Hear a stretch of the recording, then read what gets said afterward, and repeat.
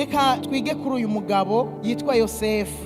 Ni umugabo yagize ihishurirwa ku myaka 17, agira ihishurirwa ry'ubuzima bwiwe, arabwirwa biciye mu ndoto yuko azoba umukuru, yuko azoba ubudasanzwe ku rugezo rwaho naho se wiwe na nyina wiwe nabo bavukana baza bakamwunamira.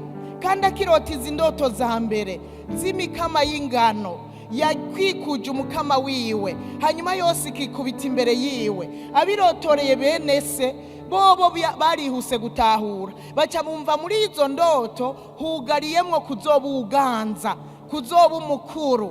Haleluya! Gushikaho nabo nyene bamwunamira. Nta muntu ndabona abo umukuru ngo nabo bavukana bamusuzugure.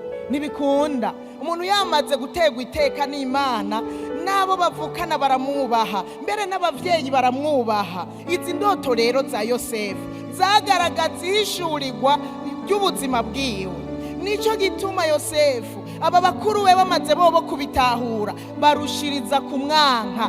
Bamaze kubwirwa ibi, amaze kubarotorera, barushiriza kumwanka. Indoto zigira kabiri zavuga ngo yarose ukwezi n'inyenyeri 11 zose zimwunamira.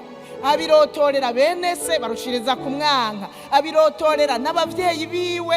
Ise nawe nyene aranamukankamira, nawe nyene kubera iki yaciye abitahura, aratahura yuko Yosefu ibyo ari byo byose azoba umukuru. Mugabo aha yamukankamiye ntiyanavyumva cyane, wamenga aramukariye. Aha rero ushaka kuvuga yuko twebwe tuzoza tukakunamira. Mu yandi majambo n'abakuru we n'abavyeyi biwe nta numwe yavyakiriye, ariko se arabibika mu mutima. Yesu ashimwe cyane. Ariko bene nyina barushiriza kumugirira ishyari, ariko icyo Imana yari yavuze yari yamaze kukivuga biciye muri izo nzozi. Haleluya! Ihishurirwa ku buzima bwacu rirashobora guca mu nzozi. Ihishurirwa ku buzima bwacu rirashobora guca mu bavugishwa n'Imana.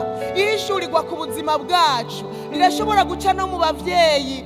Mwakumwe kwa Samusoni, umumarayika yiyeretse nyina wiwe agifise inda, aramubwira ico Samusoni azoba. Haleluya! Ko azoba umunaziri. Imana ikamukoresha mu kurokora abiwabo, akabakura mu maboko y'Abafilisitiya. Ihishurirwa ufise sinzi aho ryaciye, rishobora guca no mu ijambo ry'Imana, ukabwirwa. Burya hari igihe uronka ijambo ry'Imana vy'ukuri, ukumva ati Imana irambwiye, Imana iranganirije.